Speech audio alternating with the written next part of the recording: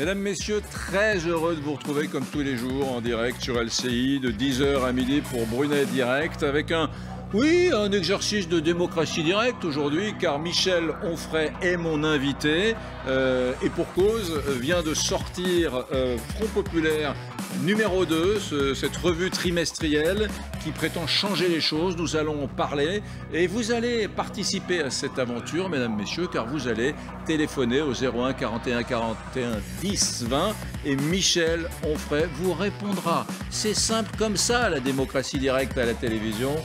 A tout de suite.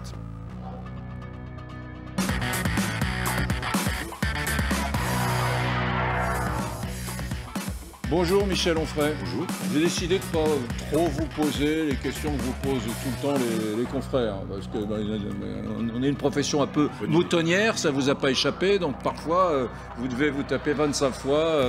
Serez-vous candidat à la présidentielle, par exemple? Je ne vous pose même pas la question, n'y répondez pas. Dans cette revue trimestrielle, parce que la réponse est non, mesdames, messieurs, si jamais vous avez raté les précédentes interviews d'Onfray, la réponse est non, je ne suis pas candidat à la présidentielle. Il n'y a pas de nouveau, hein, rassurez-moi, sur ce sujet. Vous m'aviez promis de ne pas poser la question. Vous avez raison. Front Populaire numéro 2, on y parle de l'État profond. Je ne sais pas ce que c'est, moi, l'État profond. J'ai dû un petit peu rentrer dedans pour comprendre que vous souhaitiez dénoncer les lobbies, les hauts fonctionnaires, les médias, peut-être un peu moutonniers, disais-je, les cercles d'influence, voilà, les réseaux parallèles. La France est à ce point menacée par une espèce de discours sous-jacent, des organisations souterraines. C'est pas la France, c'est le monde.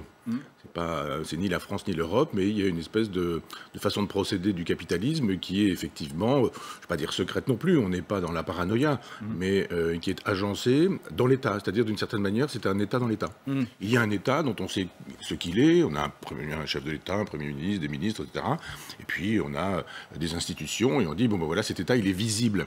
Mais on s'aperçoit que derrière cet État visible, il y a des gens qui ont bien plus de pouvoir. D'une certaine manière, on pourrait opposer le pouvoir de l'État français à la puissance d'un État profond qui, lui, est planétaire. C'est-à-dire qu'il s'agit pour on va utiliser le gros mot, je veux dire le capital, ou le capitalisme, le libéralisme, ou le marché, qui n'est pas si libre que ça. Il s'agit pour le marché de s'organiser afin d'imposer sa loi. La loi étant effectivement on dit en philosophie, réifier, c'est-à-dire tout transformer en choses pour pouvoir tout vendre, tout acheter. Et puis, à long terme, le projet, c'est le gouvernement planétaire. La fin des États, la fin des peuples, la fin des nations, la fin des cultures, et puis une espèce de grand marché planétaire sur lequel, finalement, on aurait un business général des corps, des âmes, de la vie, de la mort, des organes, des enfants. Enfin, voilà, il s'agit de faire de l'argent.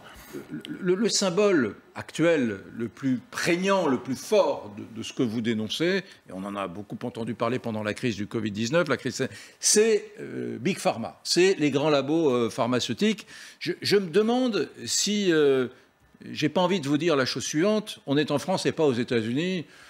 Big Pharma, moi je suis bien content qu'il y ait Big Pharma parce que grâce au laboratoire recherche et développement de certains grands labos, je sais pas, en Suède ou aux États-Unis, pour mon hypertension artérielle, on a inventé un anti-hypertenseur qui m'est bien utile. Est-ce que Big Pharma est vraiment l'ennemi de la France? Et la deuxième question, est-ce que justement la spécificité française ne fait pas que nous, finalement, notre pays souffre plus du lobbying de la CGT, par exemple, qui, au fil des années, a construit un discours anti-entreprise assez dévastateur dans notre pays. La question est, est-ce que vraiment Big Pharma est notre ennemi à nous aujourd'hui, citoyens français dans la République française? Alors, pas l'ennemi des Français, mais l'ennemi des malades, ça c'est sûr. C'est-à-dire qu'il y a un moment donné où on va vous trouver de l'hypertension, on va vous trouver de l'hypercholestérolémie, enfin on va dire c'est très grave, vous savez, vous allez faire des infarctus, vous allez faire des AVC, il faudrait quand même empêcher ces choses-là, donc on va vous prescrire des statines.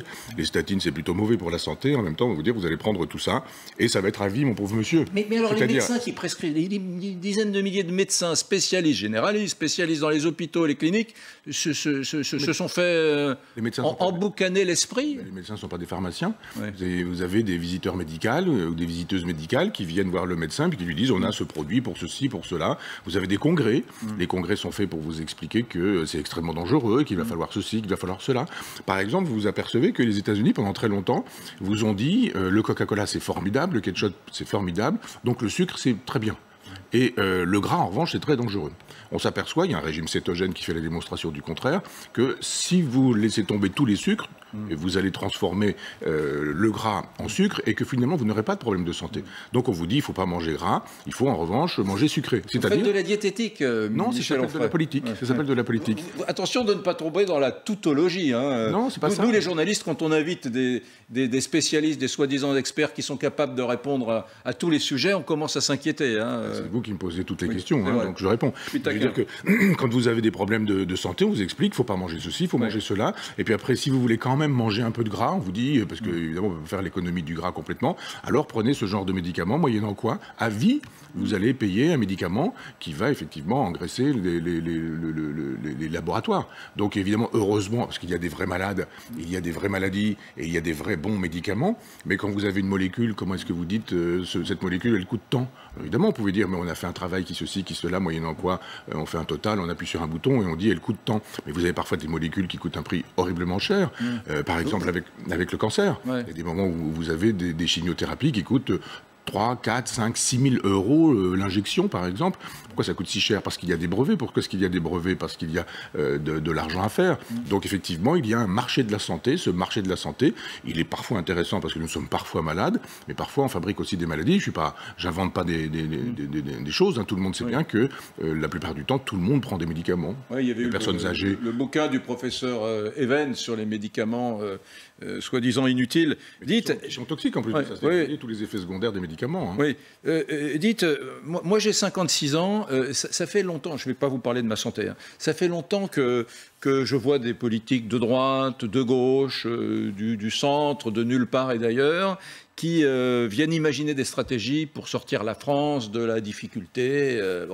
Puis finalement, j'en arrive, comme bien des Français, à me dire, finalement, nous sommes un pays irréformable, les pesanteurs sont telles dans ce pays qu'on n'y arrive pas, et surtout, je me dis que 10, 15 ou quelques pourcents de Français peuvent bloquer une réforme des retraites ou une autre réforme, et c'est assez désespérant. Pourquoi avec votre projet de changement sociétal, avec Front Populaire, vous arriveriez à changer là où tout le monde a échoué. Tout le monde a échoué. La droite, le grand réformateur Sarkozy, qui arrivait méchauvant, convaincu qu'il allait réformer la France, n'y est pas parvenu. Hollande non plus. Macron souffre, il est à la peine. Dès qu'il bouge d'un millimètre, on le voit bien, les Français sont dans la rue. Je ne vais même pas parler des Gilets jaunes.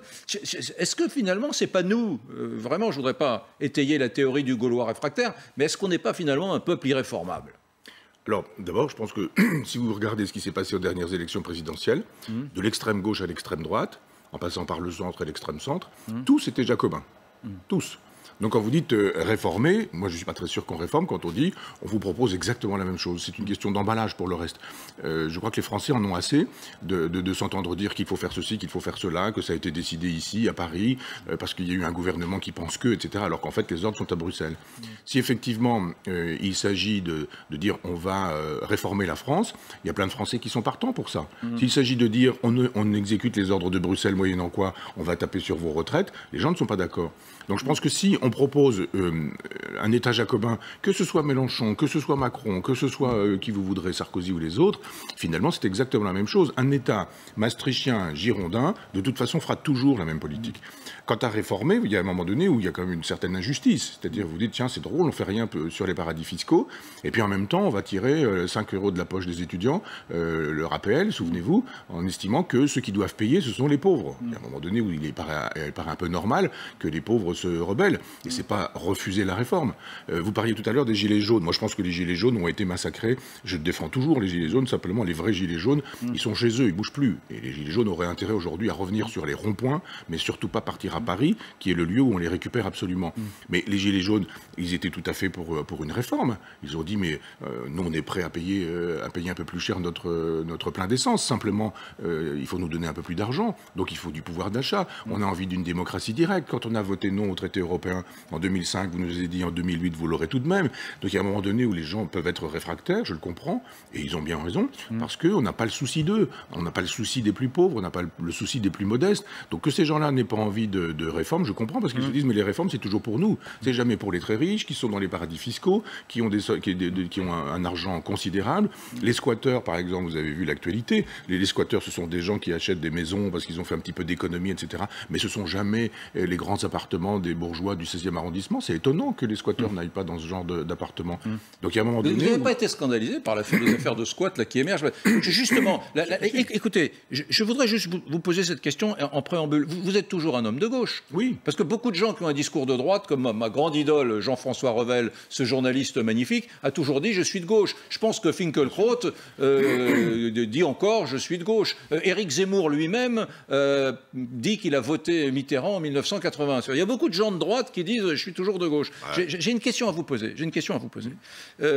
Les squats, on est vraiment dans un truc très particulier à la société française. Nous avons surprotégé au fil des années, avec des lois, les locataires. Le locataire est très protégé en France. On n'a pas le droit de l'expulser pendant la trêve hivernale, etc. Tout ça est sans doute très bien, mais peu à peu, on a déprotégé, notamment les petits propriétaires. Et on arrive dans une situation unique. Elle est là, la singularité française. Est-ce qu'on n'a pas été trop loin? On arrive dans une situation unique où on a vu, tout au long de l'été, des braves gens dormir dans leur voiture au pied de chez eux parce qu'ils rentraient dans leur maison après quelques jours de vacances, par exemple, et ne pouvaient pas entrer dans leur petite baraque, leur petite bicoque, parce qu'il y avait des squatteurs à l'intérieur. Voilà la France.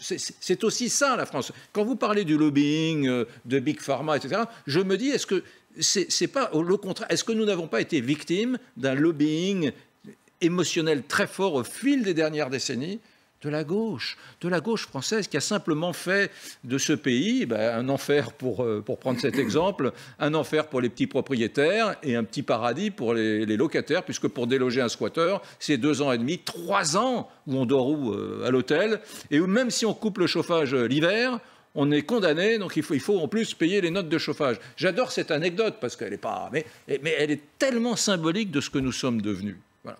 Alors je vous rappelle que cette loi, elle a été promulguée par Jacques Chirac, à la demande du droit au logement, du DAL. C'était une concession évidemment faite à la gauche pour des raisons de politique politicienne. Ouais. Jacques Chirac n'a jamais dit j'ai un château à Bitty, là vous pourriez aller l'habiter, il y a je sais pas 50 pièces, je n'y vis jamais, j'ai pu le restaurer avec de l'argent d'État, etc., etc. Ça n'a jamais été dit de cette manière-là. C'était une espèce de concession de Jacques Chirac qui finalement fait la même politique que Macron, qui faisait la même politique que Hollande, etc., etc. Dans le projet de l'État universel, je vous disais tout à l'heure qu'il y avait... C'est quoi l'État universel? C'est votre projet à vous L'État profond? Non, je réponds à votre question. Ouais. Le projet de l'État profond, c'est d'en finir avec les nations, d'en finir avec les peuples, d'en finir avec les pays. Il s'agit juste, je vous dis, de transformer l'univers en supermarché. C'est vachement bien d'être citoyen du monde. D'être un consommateur général, comme ça, de dire vous n'êtes qu'un consommateur. Et non, vous êtes susceptible d'être citoyen, consommé. Contribuable, consommateur, un peu tout ça. L'écologie nous contraint, et elle a bien raison en ce sens à être citoyen du monde. Ouais. On le sait bien que les bêtises qu'on fait en France vont générer des problèmes en Chine, c'est plutôt même l'inverse. Les bêtises chinoises peuvent générer des problèmes en France, que la pollution indienne, par exemple, ou américaine, va produire des effets sur les forêts d'Europe. Enfin, tout le monde sait ça. En ce sens, on l'est citoyen du monde. Mais je pense que l'État profond a intérêt à 2 choses, c'est-à-dire marchandiser la totalité de la planète, et puis en même temps, travailler à la transgénèse, c'est-à-dire au transhumanisme.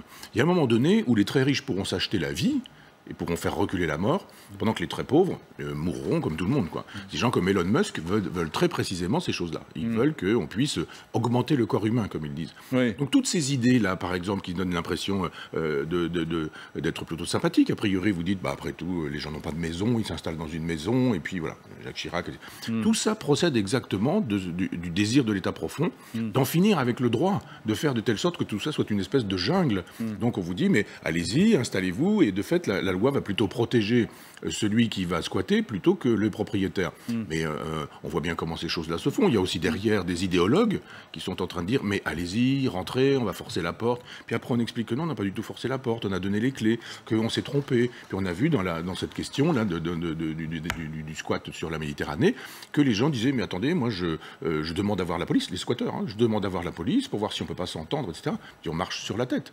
Donc cette dérégulation, elle est libérale. mondiale. Et cette dérégulation sur la planète entière, enfin sur nombre de pays de la planète entière, procède d'un désir qui est celui d'État profond, d'un transhumanisme et puis de la transformation de la planète en marché. Nous sommes des consommateurs et il s'agit de faire l'économie des peuples. L'autorité, la violence, ça c'est vraiment le sujet majeur, essentiel qui se profile. On dit que la présidentielle de 2022 va se jouer sur ces sujets-là. La société française est devenue ultra-violente. Qu'est-ce que vous pensez d'ailleurs de Dupond-Moretti qui dit « Oh là là, doucement, doucement, la violence n'existe pas, c'est surtout le sentiment de violence. En réalité, elle n'a pas augmenté depuis 10 ans, en particulier la délinquance des jeunes. » Est-ce qu'on peut continuer à dire aux Français des trucs comme ça? Ça me fait penser à Jospin 2002. La violence n'existe pas, il n'y a que le sentiment de violence. Et franchement, on peut être de gauche, mais dire des âneries pareilles, c'est quand même terrible. Je pèse mes mots, c'est pas très gentil à l'endroit de Dupond-Moretti, je m'en excuse, mais c'est quand même d'une violence dire ça aux Français. Vous en pensez quoi, vous? Oui, non, je suis d'accord. Ah, vous êtes d'accord avec moi? Donc vous êtes un homme de gauche réaliste sur la question de la violence. C'est ça le problème de la gauche, c'est qu'elle n'est pas réaliste et qu'elle est dans l'idéologie en permanence. Alors en fait, Darmanin et Dupond-Moretti, c'est Dupond et Dupond. Hein. Ouais. Il faut que ça fonctionne comme ça. Ouais. C'est-à-dire c'est très macronien, c'est en même temps. Vous en avez un qui est dans la gauche caricaturale. Effectivement, il y a un sentiment de violence, il n'y a pas de violence ou d'insécurité. Son premier voyage, son premier déplacement, il le fait en prison. Donc effectivement, il est acclamé par les prisonniers. Ce sont des signes qu'on donne. On vient donner des signes. On pourrait aller, je ne sais pas, dans un orphelinat où il y a des enfants dont les parents policiers ont été tués et qui passent leurs vacances, hélas, dans des orphelinats. On voit que le signe n'est pas exactement le même quand on est un ministre de la Justice. Si on va effectivement dans un orphelinat des enfants de la police, par exemple, ou si on va en prison. Donc il donne ce genre de signe à la gauche, formidable. La gauche dit « Ah, mais ça, c'est très bien. Il y a du fantasme, il n'y a évidemment pas d'insécurité, il n'y a qu'un sentiment, etc. » Et puis de l'autre côté, Darmanin qui nous fait son Sarko et qui nous ressort le Karcher en disant vous allez voir, il y a ça va la chiche c'est de la merde, enfin il est grossier, etc. Un petit peu de Sarko. Et puis on dit ben voilà, alors c'est quoi là les deux? Il y en a un qui dit une chose, mais c'est contre l'autre, et l'autre dit une chose, c'est aussi contre l'un. Et comment on va s'y prendre? Et qui va gagner? Qui va triompher? C'est l'indolence qui va triompher. Il est bien évident que les effets de menton de Darmanin ne servent qu'à séduire des gens qui vont se laisser prendre parce qu'effectivement on dit bah, il est plutôt bien ce garçon. Mais bon, regardez le principe de l'efficacité. J'ai reçu il y a quelques jours Jean-François Copé, qui n'est plus rien en politique, enfin on va dire plus grand-chose. Il demeure en revanche maire d'une ville de 40 ou 50 000 habitants, Meaux en Seine-et-Marne. Il dit, j'ai fait par curiosité, ça n'a rien de polémique, j'ai fait le voyage il y a 20 ans de politique, pardon, à New York. Vous savez, le fameux maire de New York, il y a une vingtaine d'années, comment s'appelait-il? Giuliani. Et j'ai été imprégné par la théorie du carreau cassé. Je suis rentré dans ma bonne ville de Meaux où il y avait énormément de délinquance. J'ai mis autour de la table les directeurs d'établissements scolaires, des différentes institutions de la ville, et on a réfléchi, et ensemble on a bâti une politique intelligente avec des caméras, avec, enfin il a fait ce que fait un maire de droite, hein, avec l'idée d'une police municipale armée, et de façon très pragmatique, en 15 ans de travail, j'ai diminué par deux la délinquance, chiffre du ministère de l'Intérieur que j'ai vérifié d'ailleurs, dans ma ville. Donc ça marche. Je suis d'accord. Simplement, il y a de l'idéologie à croire, comme la droite, que la réponse est uniquement sécuritaire, ou comme la gauche, qu'elle est uniquement préventive. Je pense que la sûreté est l'un des droits de l'homme, on ne le dit jamais assez, mais avec la propriété par exemple, la sûreté est l'un des droits de l'homme, et c'est bien dommage que ce soit une affaire de droite. On a l'impression que dès Là, vous ne trouvez pas encore, pardonnez-moi de vous interrompre, mais là, vous ne trouvez pas encore que sur cette question un peu idéologique finalement, là, vous le dites très bien, la gauche et la droite sur la sécurité ont un regard assez dogmatique, on est d'accord. Mais vous ne trouvez pas encore que la France a été un tout petit peu trop à gauche, quels que soient d'ailleurs ceux qui nous gouvernent? Parce que quand j'entends aujourd'hui que l'opinion publique considère que la police vraiment va trop loin et que la police de la République est violente, donc les fonctionnaires qui sont payés 2 000 € par mois se lèveraient donc le matin en se disant chouette, on va casser des gilets jaunes, ce qui me paraît totalement absurde, voilà, avec un taux de syndicalisation, les fonctionnaires de police à la CGT, à Force ouvrière, dans des syndicats divers et variés. Donc je ne vois pas en cela une police fasciste ou qui dériverait vers l'autorité. Donc comment pouvons-nous laisser croire à des gens qui nous regardent qu'on est face à une police française qui vraiment a un gros problème, c'est qu'elle aime la violence, voilà, et on est dans ce discours aujourd'hui. Et il y a de nombreux Français raisonnables qui pensent ça. Ma question, elle est là, est-ce qu'on n'est pas allé un peu trop à gauche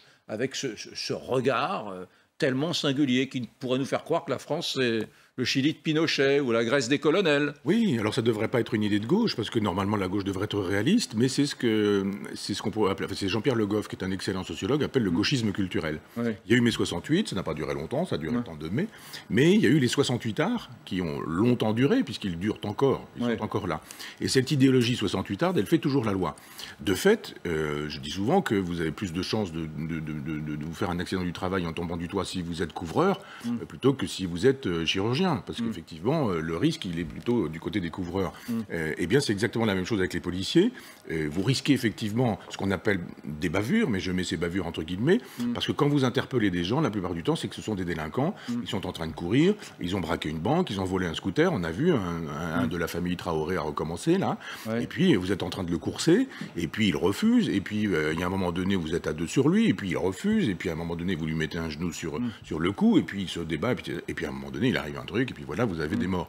Mais la police ne peut pas se permettre d'arriver en disant j'interpelle quelqu'un comme ça violemment sur le principe, pour le plaisir, simplement parce qu'il est dans l'ADN de la police d'être violente. Non, pas du tout, c'est faux. Donc c'est le gauchisme culturel qui fait que nous devrions défendre la police, mais globalement les Français défendent leur police, ils défendent leur armée aussi. Vous êtes quand même un homme de gauche qui n'est pas très 68 arts. Non, pas du tout. Pas du tout. Mesdames, Messieurs, je vous ai promis que vous pouviez poser des questions à Michel Onfray. Je n'ai pas été très loyal avec vous parce que j'ai fait durer le plaisir de cet échange avec Onfray un peu trop longtemps. Voilà, c'est fini. J'arrête, je vous le promets, je vous rends la parole. Nous allons, comme je vous l'ai dit, au 01 41 41 10 20. Et on me dit que c'est Marc qui est en ligne. Bonjour, mon cher Marc. Bonjour, messieurs. Je suis ravi de pouvoir parler avec vous. Avant de parler de problèmes de délinquance et d'ensauvagement des banlieues, je voudrais revenir juste sur l'émission qu'il y a eu juste avant la vôtre, où j'ai vu 3-4 personnes discuter pendant au moins 2 heures pour savoir si un rappeur qui avait chanté, ou si on peut appeler ça du chant, avait eu des propos... justifiant le nazisme, c'est ça? Voilà, sur le nazisme. Bon, je suis désolé, mais en France, il y a une loi qui interdit de faire l'apologie sur le nazisme. Au lieu de discuter pendant 2 heures, les gendarmes ou les policiers, tout dépend où habite ce monsieur s'il est en France, ils auraient dû l'attraper, le passer en jugement et être condamné pour apologie du racisme et du nazisme. Point barre. Là, on discute pendant 2 heures pour un truc qui est prévu par la loi. Alors, pour en revenir à l'ensauvagement, disiez-vous. À l'ensauvagement, moi j'ai vécu dans la Seine-Saint-Denis depuis 63 jusqu'à 79, à Drancy. C'était une ville d'ouvriers, de petits fonctionnaires, et ça se passait très bien. Je suis retourné il n'y a pas longtemps à Drancy, je n'ai pas reconnu ma ville. Il y a quelques jours, il y a eu même une fusillade entre 2 bandes de banlieues qui se sont tirées dessus à l'arme à feu, apparemment.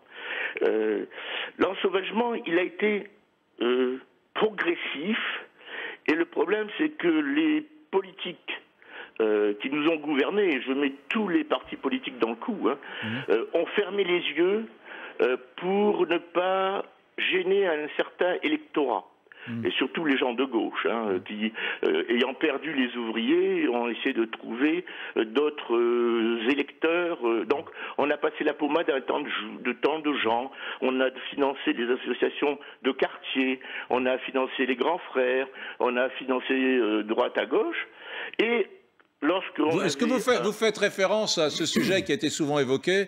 Je passe le micro à Michel Onfray dans quelques instants, qui est la fameuse doctrine 2005, c'est-à-dire qu'en 2005, il y a les émeutes en banlieue, Clichy, vous vous souvenez, et on dit qu'à partir de ce moment-là, au ministère de l'Intérieur, on a demandé aux forces de police de lever un peu le pied lorsqu'ils intervenaient dans les quartiers, ou je sais pas, vous les appelez les territoires perdus de la République, si vous voulez, et que depuis cette époque-là, la police est moins dure qu'elle pourrait l'être ailleurs quand elle est dans ces quartiers. Vous parlez de ça, en gros, une espèce Je parle de ça, mais ce que je dirais, c'est que c'était avant 2005. Ça a été très progressif. très très progressif. Les gens ne se sont pas rendus compte parce que c'était un jour, voilà, le petit vol d'un autoradio, machin, c'est plus condamné. On passe devant le juge qui vous fait un sermon sur le rappel à la loi. Après, c'est quand vous giflez un passant, vous n'êtes plus condamné. Vous avez aussi un autre rappel à la loi. Et puis petit à petit, tous ces gens-là, ils ont cru qu'ils pouvaient faire un tas de trucs. Voilà. Moi, je lis souvent les journaux. Marc, oui. J'entends votre question, elle est passionnante, elle mérite une vraie réponse de Michel Onfray. Je vais vous demander d'avoir la gentillesse de rester avec nous encore quelques tout petits instants, car Michel Onfray va vous répondre juste après cette petite pause. On se retrouve dans 2 minutes, avec vous bien évidemment Marc, et avec la réponse d'Onfray. À tout de suite.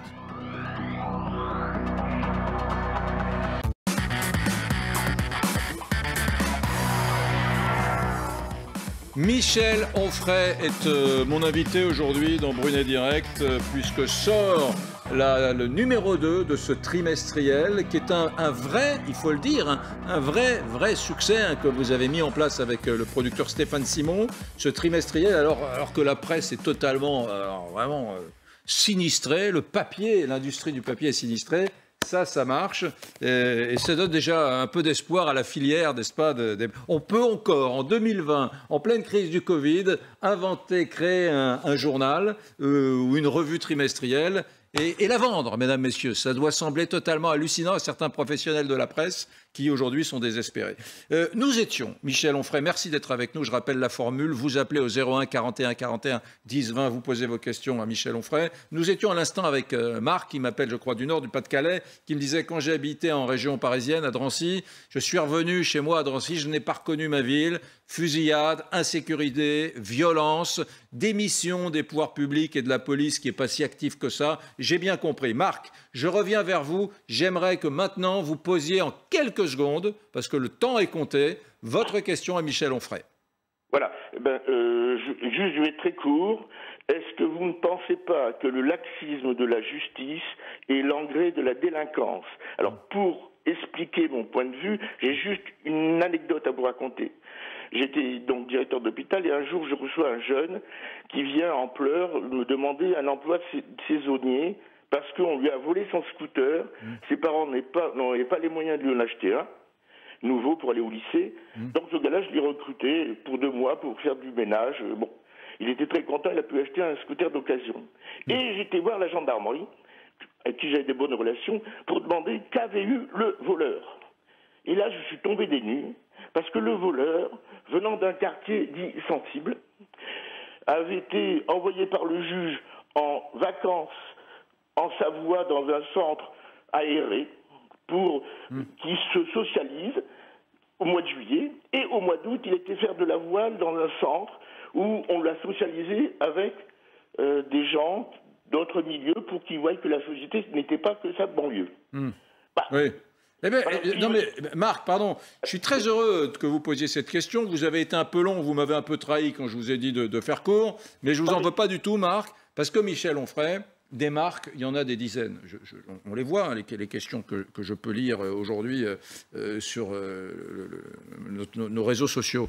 Ça revient à ce que je vous disais tout à l'heure. Est-ce qu'on n'a pas fait dans ce pays trop de prévention à l'endroit, par exemple, des délinquants? Voilà, c'est ce que nous rappelle Marc. Est-ce qu'on n'a pas été trop à gauche? Est-ce que dans l'histoire de ces 10, 20, 30 dernières années, on n'a pas été trop à gauche, même quand la droite était au pouvoir, hein? Non, il faut quand même qu'il y ait de la prévention. Oui, mais il y en a. Hein. Mais elle est mal faite, souvent, elle est très mal faite. C'est-à-dire, on est dans le copinage, on est dans la proximité sympathique, et c'est pas comme ça qu'on reconstitue un rapport à l'autorité. Je pense qu'il faudrait repenser et la prison et la réinsertion, parce que la prison ne sert pas à la réinsertion. Moi, il m'est arrivé de faire des conférences dans les prisons. On voit bien que c'est pas vraiment un endroit terrible. Donc, il faut repenser complètement la prison, ne pas y mettre un certain nombre de gens qui s'y trouvent et qui relèvent de l'hôpital psychiatrique. Non, je pense qu'il faut repenser. On n'est pas tenu de reconstruire. Ça, c'est la gauche qui dit prévention, et puis la droite qui dit reconstruisons des prisons. Je pense que c'est ni ça ni ça. C'est des prisons qui existent déjà, vidées d'un certain nombre de gens qui ne devraient pas s'y trouver. Tout ce qui est problème de nature psychiatrique, c'est je ne veux pas donner de chiffres parce que les spécialistes pourraient me donner probablement un chiffre plus précis que celui que je pourrais donner, mais c'est considérable. C'est considérable. Donc ces gens-là ne méritent pas d'être en prison. Sur ce que dit le sentiment général qui transpire à travers l'intervention de Marc est celui d'un certain laxisme aujourd'hui dans les quartiers, dans les territoires perdus de la République. Je ne vous parle pas non plus des gens qui m'appellent pour me dire le soir, quand la nuit tombe, je sais que je ne peux plus rentrer chez moi, je dois rentrer avant la tombée de la nuit, sinon c'est agression, violence dans mon quartier, dans mon immeuble, des dames aussi qui s'appellent Cohen dans certaines banlieues, qui ont changé de nom sur l'étiquette de la sonnette, etc.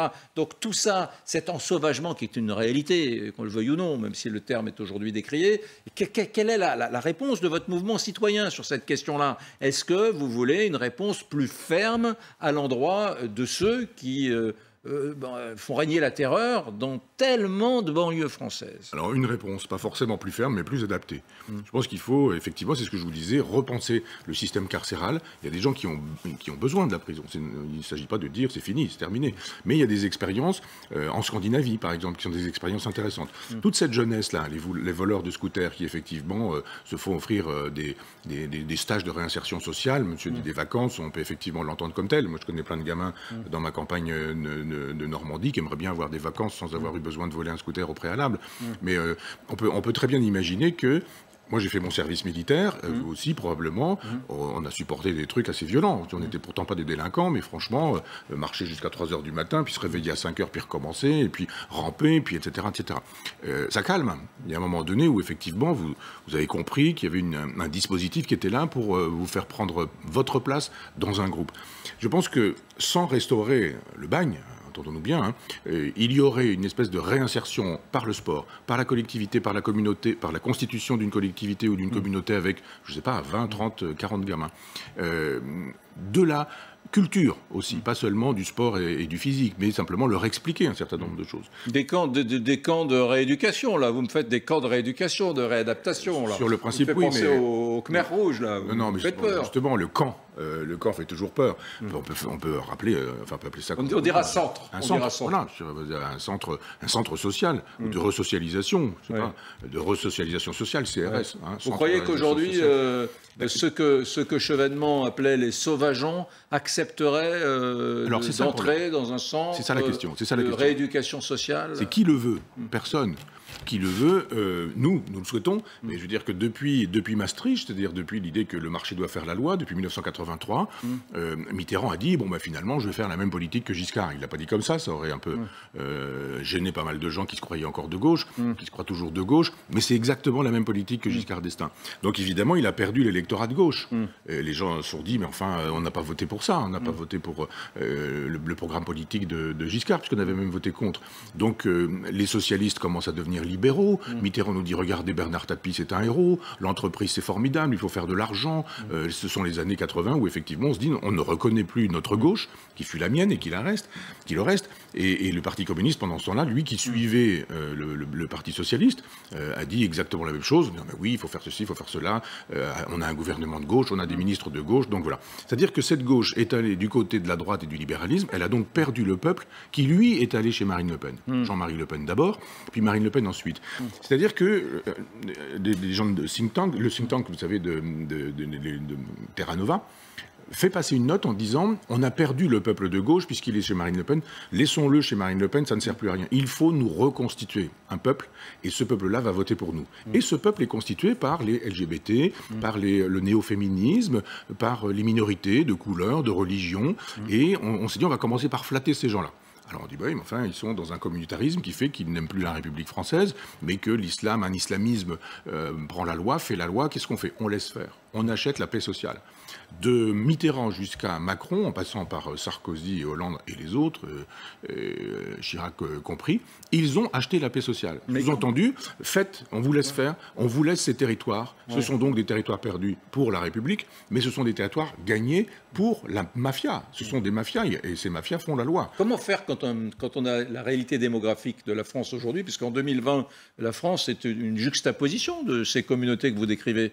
Et peut-être qu'on a déconstruit l'idéal républicain au fil des années, mais maintenant, avec le constat, la situation actuelle dans laquelle nous sommes avec cette juxtaposition de communautés qui ne sont pas que des communautés religieuses ni ethniques, qui sont des communautés, vous l'avez très bien dit, avec les LGBT, etc., des minorités, voilà, qui sont toutes d'ailleurs au passage, qui sont toutes quelque part des victimes. C'est-à-dire le discours victimaire, je suis une communauté, mais attention, je suis victimaire. C'est marrant d'ailleurs de voir que les gens qui ont agressé les maires, les nombreux maires ont été agressés ces derniers mois en France. Il y en a eu 203 depuis le 1er janvier, 203 maires agressés. Beaucoup des agresseurs disent, attendez, je suis une victime, quoi.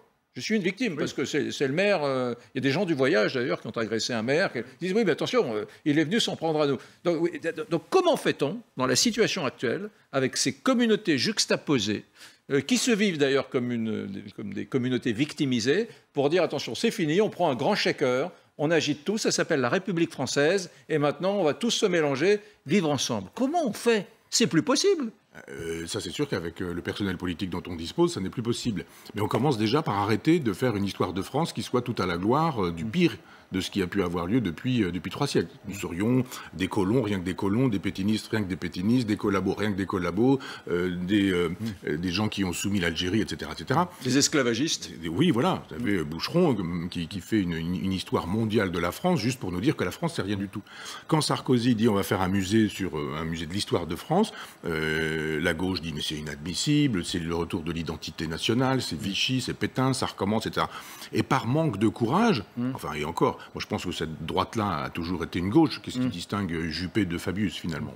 Pas grand-chose. Ah, ça me fait plaisir que vous disiez cela. On a une droite qui n'a jamais fait son job de droite en France. Voilà. Elle n'a jamais fait son job de droite. Dès qu'elle disait on va faire le job de droite, on entendait la gauche crier au fascisme et elle a eu peur. Ouais. Elle a eu peur et donc immédiatement elle est revenue sur ces questions-là. Je vous le disais tout à l'heure, le texte de loi qui rend possible le fait qu'on puisse squatter une maison d'un propriétaire, la maison d'un propriétaire, c'est une demande de Jacques Chirac. Donc après les gens disent mais non, Chirac c'était un radical socialiste. Enfin, il y a toute une mythologie sur Jacques Chirac, c'est faux. C'est un homme qui a été d'une droite dure, très dure. Enfin je vous rappelle le bruit et l'odeur. Enfin il y a quand même des choses qui montrent que Chirac n'est pas l'espèce d'idole qu'on a pu raconter par la suite. Ouais. Donc oui, il y a eu une espèce de gauchisme culturel, de la victimisation. Ça, c'est Freud. C'est-à-dire, en gros, les coupables sont des victimes et les victimes sont des coupables. Michel Onfray, je sais que vous n'avez pas terminé, je vous rends le micro dans une seconde. Pendant des années, on m'a dit, Éric, ne parle pas de la fraude aux prestations sociales. C'est de la chasse aux pauvres, c'est pas bien. Parle de l'évasion fiscale, ça c'est un vrai sujet, c'est noble, c'est bien, c'est journalistique, il y a des milliards, etc. Oubliant au passage que 80% de la fraude fiscale, c'est des PME qui ne paient pas leur TVA d'ailleurs. Ce n'est pas des milliardaires, mais bon. Mais en revanche, depuis quelques jours, apparaît la réalité de la fraude aux prestations sociales. On a découvert qu'il y avait 75 millions de cartes de Sécu. Pour 67 millions de Français, ça fait quand même un différentiel important. Et on commence à en parler maintenant. Mais il aura fallu attendre des années pour qu'on en parle. Et d'ailleurs, ce n'est pas forcément la caricature qu'on peut imaginer, parce que ce ne sont pas forcément des étrangers. On se rend compte que ce sont des réseaux organisés. Il y a même des terroristes de Daesh qui ont une carte vitale et qui sont aujourd'hui en Syrie. Bon, bref. Mais les grands directeurs, alors je reviens à votre truc sur l'État, à votre bouquin sur l'État profond, les grands patrons des administrations françaises, jusqu'à présent, répondaient timidement aux questions des parlementaires. Non, vous savez, la fraude aux prestations sociales, il ne faut pas désespérer Billancourt, c'est pas très grave. Voilà. Il aura fallu des décennies pour que je puisse en parler, j'ai envie de dire, ici à cette antenne, à peu près librement. Voilà. Oui, c'est pas encore ça, la culture de gauche très prégnante en France? Oui, mais toujours l'idéologie. Le problème, c'est que moi, je ne dis pas laisser de côté la fraude aux prestations sociales, parce que ça, c'est les petits, c'est les pauvres, etc. Allez plutôt voir du côté des riches et des gens qui font de l'évasion fiscale, parce que ça, c'est la logique de la gauche. Puis la droite dit exactement l'inverse, mais il faut faire les deux. Il n'y a pas de raison qu'on puisse dire occupez-vous plutôt de cette fraude-là, elle est plus intéressante que les autres. Mais non, si on est républicain, toutes les fraudes sont insupportables.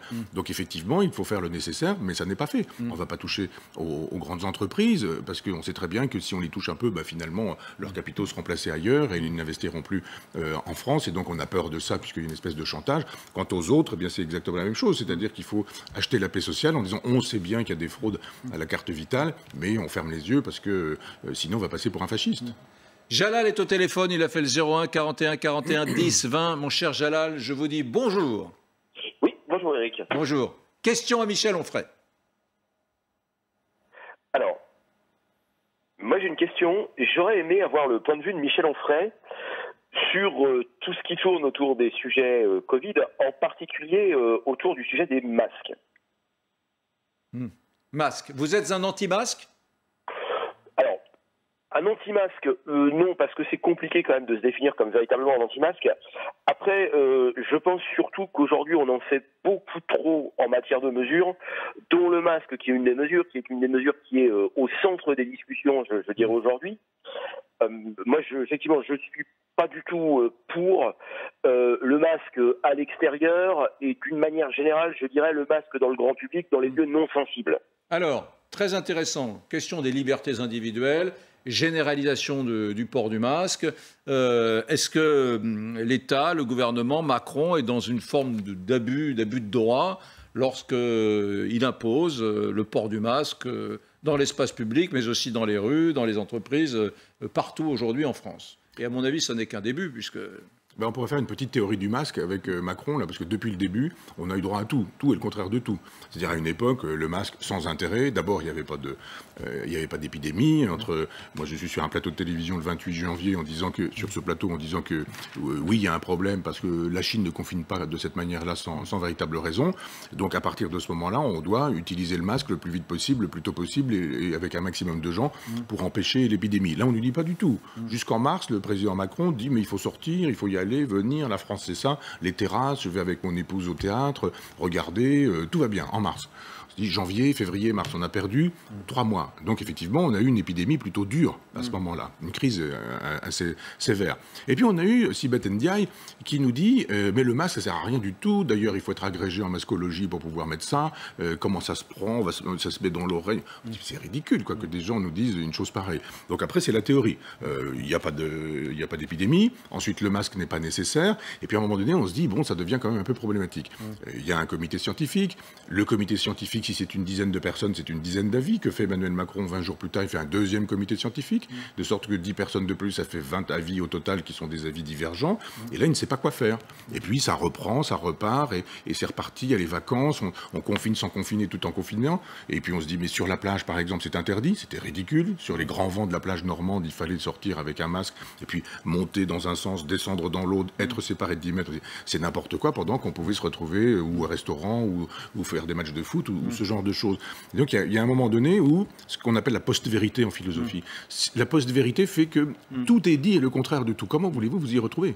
Sur ce même plateau, vous avez eu des gens qui ont fait bac plus 12, 13, 14, des médecins spécialistes, des pneumologues, donc des gens dont c'est le métier, et qui nous disent mais ça sert à rien le masque. Ensuite l'épidémie ne repart pas, mais c'est faux, regardez les courbes. Moi j'ai vu, je peux témoigner d'une réalité, c'est que j'ai vu des médecins un micro de chaîne d'info dire des choses et puis pendant la publicité expliquer que ça n'était pas tout à fait la vérité mais qu'il fallait dire ça aux Français pour éviter les mouvements de panique, etc. Donc c'était soit la panique, soit la vérité. Dites, dans Front Populaire, il y a la contribution du professeur Didier Raoult. Bon, formidable. Sur le plan politique, c'est assez séduisant, Raoult, mais sur le plan médical, est-ce qu'il ne s'est pas gouré avec l'hydroxychloroquine? Franchement, il n'y a plus que l'Inde et 2 ou 3 pays qui recommandent encore l'hydroxychloroquine. Moi, je fais partie des gens qui auraient aimé croire Raoult, mais là, je commence à me faire rattraper par le principe de réalité et me dire qu'au moins sur ce point-là, Raoult n'avait pas raison. Alors, je finis ma démonstration en vous disant que dans une période de post-vérité, tout le monde s'autorise de lui-même pour dire une chose et son contraire. Oui. Donc, des toubibs qui nous disent le masque absolument tout le temps, partout, presque quand vous dormez, quoi. Ceux qui disent mais pas du tout, ça ne sert à rien. Vous dites mais entre ces deux extrémités, qu'est-ce que fait le citoyen et qui a raison? D'un seul coup, on se dit professeur machin, diplômé de ceci, responsable du service de machin à l'hôpital bidule à tel endroit. On se dit ce type-là, il est quand même compétent. Puis immédiatement, un autre dit mais pas du tout. Bon voilà. Raoult, il a été l'homme d'un cap. Il a dit, moi je fais une proposition, c'est comme ça que je soigne. Quand il m'arrive quelqu'un dont je pense qu'il a le Covid, eh bien, j'utilise l'hydroxychloroquine, j'utilise en même temps une molécule qui est une molécule d'antibiotique. Si je fais ça dès le départ, j'ai des résultats, ils sont bons, je fais ça. Vous avez été malade, j'ai été malade, tout le monde a été malade, et on a tous vu des médecins. Si on a eu une maladie un peu pénible et qu'on a demandé un deuxième avis, on a eu un deuxième avis et il était parfois contradictoire et un troisième aussi. Oui. Lui, vous l'avez eu au téléphone, vous pensiez avoir le Covid-19 d'ailleurs, et vous expliquez dans votre livre qu'au bout en vous écoutant 3-4 minutes, il vous dit non. Il me pose 2 questions et il me dit non, c'est pas ça. Ouais. Et alors, je reviens vers mon médecin qui découvre que bon, je rentrais de Martinique et j'avais chopé la dengue. Ouais. Donc, les symptômes étaient à peu près semblables. Mais donc, c'est un bon médecin qui a un bon diagnostic alors, et un bon pronostic. Mais regardez, attendez, juste une seconde. Regardez ce que dit Laurent Alexandre. Alors, il n'est pas professeur de médecine, mais c'est un des pourfendeurs aujourd'hui du raoultisme. Regardez ce qu'il dit sur Raoult. Il n'est pas le seul médecin à penser ça. Vous le savez bien, regardez. Nous ne pouvons pas revenir au Moyen-Âge du médicament pour faire plaisir à Raoult. Ce n'est pas possible. Donc, tournons la page et puis dépolitisons le dossier. Mais tout à l'heure, vous avez parlé d'Onfray et de Front Populaire. Effectivement, Raoult est à la veille de son départ à la retraite et très probablement, il veut faire de la politique maintenant. C'est pour ça qu'il s'est associé à Onfray. Donc là, nous sommes dans une opération qui est probablement une opération politique plus qu'une opération médicale. Je pense que Raoult a voulu exister une dernière fois avant son départ à la retraite. Ce serait pas honteux d'ailleurs de préparer sa retraite, c'est pas honteux, hein, mais beaucoup de gens disent, bon, sur le plan médical, c'est une espèce de parcours un peu bravache. Ils se rendent peut-être compte que sur l'hydroxychloroquine, ça ne donne pas tout à fait les résultats qu'ils souhaitaient, mais parce que c'est Raoult, parce que c'est son tempérament, il continue. Et puis, dans quelques temps, il sera à la retraite, il sera avec Onfray dans l'aventure Front Populaire, donc tout ça, finalement... Il délire, ce monsieur. Il délire complètement. Ouais. Faire de la politique avec Onfray, enfin, qu'est-ce que c'est que ce délire? Mais ce monsieur a créé Doctissimo, il l'a vendu, s'est fait beaucoup d'argent. Ouais. Il est parti immédiatement dans la foulée en Belgique, où on sait qu'on échappe à l'impôt. Donc, je ne pense pas que ce monsieur soit vraiment crédible sur ce sujet-là. Parce que Doctissimo, c'est vraiment la destruction de la médecine. De la même manière que Mme Bachelot a détruit la médecine, lui détruit la médecine en estimant que finalement, on peut en faire de la médecine sans médecin ou avec des gens qui seront derrière des claviers et puis et qui vont vous dire ce que vous avez si vous racontez 2 ou 3 symptômes, etc. Puis après, vous faites beaucoup d'argent, vous vendez et vous partez en Belgique pour éviter le fisc. Donc je pense que ce monsieur n'est pas très crédible et que ces constructions délirantes pour expliquer qu'on va faire de la politique et qu'évidemment, comme je serais président de la République, il est bien évident que le docteur Raoult sera mon Premier ministre ou l'inverse. Enfin, il faut être délirant pour dire des choses comme celle-ci. Le professeur Raoult fait de l'épistémologie. Je pense que ce monsieur fait plutôt du business que de l'épistémologie. Je ne suis même pas bien sûr qu'il sache ce que veut dire épistémologie, mais il fait de la philosophie des sciences, Raoult. Et depuis très longtemps. C'est-à-dire qu'il pense les conditions de possibilité de ce que pourrait être une vérité en matière de diagnostic. Ce n'est pas ce monsieur qui nous dit tapotez sur Doctissimo, on va vous donner un truc, puis vous allez payer au passage, puis ça va dans ma poche, puis après je me tire en Belgique. Donc ce monsieur n'est pas crédible, il est discrédité définitivement. Raoult, lui, fait des propositions, je vous dis une fois encore, il n'a pas dit j'ai la vérité planétaire et universelle, je vous dis que moi, dans mon cabinet, quand je vois des gens, je fais ceci. En plus, il ajoute que dès le départ, il faut une prévention, c'est-à-dire un dépistage massif pour faire de telle sorte qu'on puisse savoir qui est positif, et quand les gens sont positifs, on les met effectivement en quarantaine, et à partir de ce moment-là, quand on a une politique préventive, plus une politique curative, il dit voilà, ça s'appelle un plan de combat contre l'épidémie. Ce monsieur n'a pas eu d'autre plan de combat que de râler contre le docteur Raoult et d'avoir des constructions délirantes. Mais le professeur Raoult n'est pas du genre à se mettre au service de qui que ce soit pour faire de la politique. C'est un virologue. Meeting avec lui à Marseille? Oui, mais pas mythique, rencontre. Merci beaucoup Michel Onfray, merci de vous être plié à cet exercice et d'avoir répondu à ceux qui ont appelé. Brunet Direct, je rappelle que le 2e numéro de Front Populaire vient de sortir en kiosque. Je rappelle également votre ouvrage, La vengeance du pangolin, sorti déjà il y a quelques mois chez Robert Laffont. Merci. Puisqu'on parle d'échange, je ne résiste pas au plaisir de vous dire qu'à 19h ce soir, chez Pujadas sur LCI, il y aura un échange